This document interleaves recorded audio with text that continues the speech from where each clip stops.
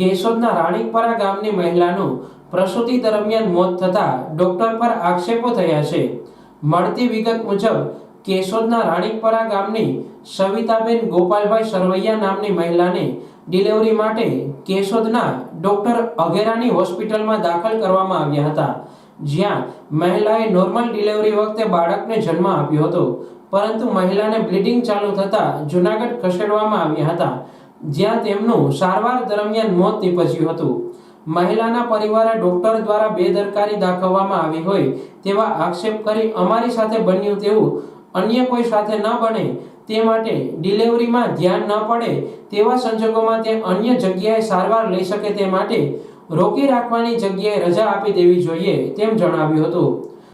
હા, અઘેરા હોસ્પિટલમાં દાખલ થયા હતા દીકરીને લઈ, અને હું એની માં છું।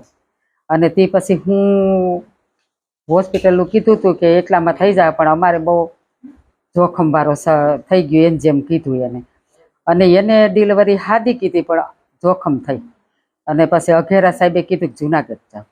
જુનાગઢ 1.5 કલાકનું કીધું, તો રસ્તામાં અમારી તબિયત બેનની બગડી ગઈ અને અધે પૂગ્યા હતા એવું થયું। જ્યાં પૂગી ગયા ને ત્યાં મૃત્યુ પામી, અને માથે 20 ડૉક્ટર હતા તો એને કાંઈ પૂજના ન પૂજી, છતાંય દીકરી વહી ગઈ।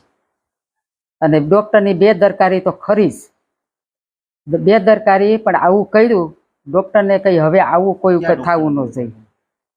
અઘેરા સાહેબને ત્યાં અઘેરા સાહેબને આ એક કેસ બગડી જ ગયો કાયદેસર, પણ હવે આવો બગડવો ન જોઈએ એટલું ધ્યાન રાખજો। 2 દીકરીઓ મૂકીને અને આ માતા મૃત્યુ પામ્યા। ભલે અમારું થયું, અમારી દીકરી, અમારી ભૂલ થઈ ગઈ, એ ડૉક્ટરને ને અમે હારી ગયા, પણ હવે એટલું ધ્યાન રાખજો કે આ થયું એવું હવે ન થાય કોઈની ઉપર। આ ગરીબ માણા હતા, દીકરી આમનામ થઈ ગઈ બિચારી, 20-25 વર્ષની દીકરી હતી, અને 2 દીકરીઓ મૂકીને પૂંભળા જેવડી અટાડે વહી ગઈ। પણ હવે ધ્યાન રાખજો ડૉક્ટરને કહીએ, પણ આ થયું ને એવું હવે કોઈની ઉપર કરતા નહીં, અને વહેલી તકાદે તમારાથી થાય એમ હોય તો કરજો, નકર તમે આગળ મોકલી દેજો, પણ કોઈની ઉપર આવું કરતા નહીં।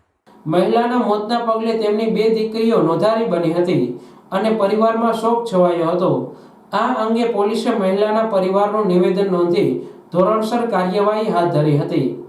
કેશોદ પોલીસ સ્ટેશન ગતરોજ એક અકસ્માત મોતનો બનાવ નોંધાયેલો છે, જેમાં મરણ જનાર સવિતાબેન ગોપાલભાઈ સરવૈયા ઉંમર 25 કે જો રાણીકપરાના રહેવાસી હતા, જેઓ ડિલિવરી માટે અઘેરા હોસ્પિટલ કેશોદ ખાતે સારવારમાં ગયેલા, જ્યાં ડિલિવરી થયેલી, પરંતુ ત્યારબાદ બ્લીડિંગ થતાં તેઓને સિવિલ હોસ્પિટલ જૂનાગઢ ખાતે વધુ સારવાર માટે રિફર કરતા સારવાર દરમિયાન ત્યાં તેમનું મૃત્યુ થતાં તેમના માતા શારદાબેને કેશોદ પોલીસ સ્ટેશન આવી જાહેર કરતા અકસ્માત મોતનો બનાવ રજીસ્ટર કરી કેશોદ પોલીસ સ્ટેશનમાં આગળની તપાસ હાથ ધરવામાં આવી છે।